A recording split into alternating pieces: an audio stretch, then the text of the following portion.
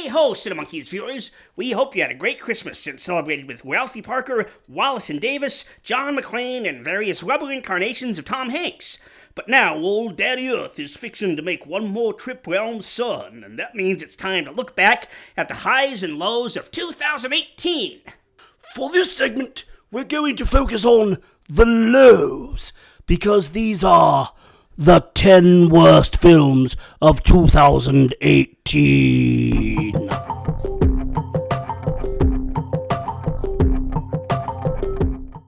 Producer Peter Jackson's latest super-enormous overstuffed mega-movie based on a book is set after a cataclysmic conflict, and the remnants of humanity regroup and form mobile predator cities, hunting and absorbing smaller settlements. Yes, it's as weird as that sounds. When the city of London captures a small mining town, a masked girl named Hester Shaw tries to assassinate London's favourite son, Thaddeus Valentine. But a teenage apprentice named Tom Natsworthy... That's English for Tom's not worthy.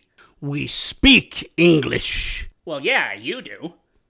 Anyway, Tom intervenes. Hester escapes out of the city's garbage chute, but not before telling Tom that Valentine murdered her mother and scarred her face. And the sneering villain pushes Tom down after her for good measure.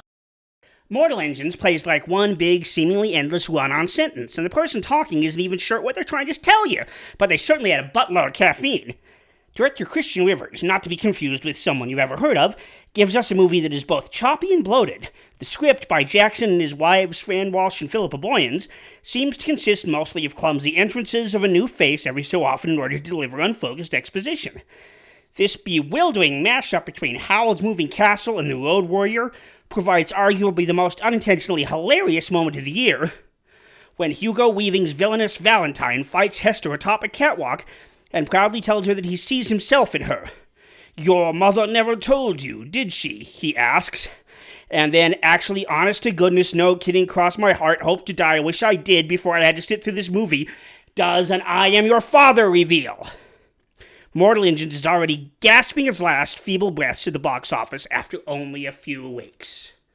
Tired of getting bad reviews for their based-on-a-true-story films, Mark Wahlberg and Peter Berg chose to bypass the idea of telling a story altogether this time around.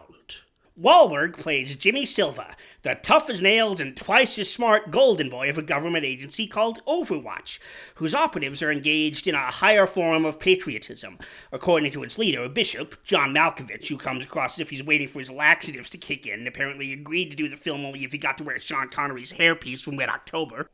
Overwatch gets activated when a spy surrenders himself at the U.S. Embassy in an unidentified Southeast Asian country, in order to negotiate for safe passage out of whatever it is he is in exchange for a disk that contains information regarding some missing caesium, a chemical element which Silva describes as Hiroshima and Nagasaki put together.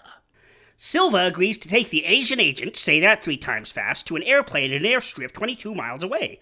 When they're driving, they're surprised, ambushed, and the movie turns into one big super chaotic free-for-all. Berg stubbornly refuses to choose between cinema verite and slow-motion shots, seeing no reason he can't do both at the same time. Meanwhile, Wahlberg spits out dialogue like, "The definition of an unknown thing is a thing which you do not know about, which you cannot even imagine," at such a rapid-fire pace that multiple extras were killed in the crossfire. When exactly did Jennifer Lawrence getting abused become a subgenre? From date rape in space and Passengers to all the baby-eating glory of Darren Aronofsky's Mother, a film which dared to make the bold, artistic statement that not only is the Earth in grave danger, but it also doesn't like to wear a bra. But playing a Russian ballerina who's forced to choose between prison or training to engage in international sexpionage in the craptacular Red Sparrow is one indignity too many. For me.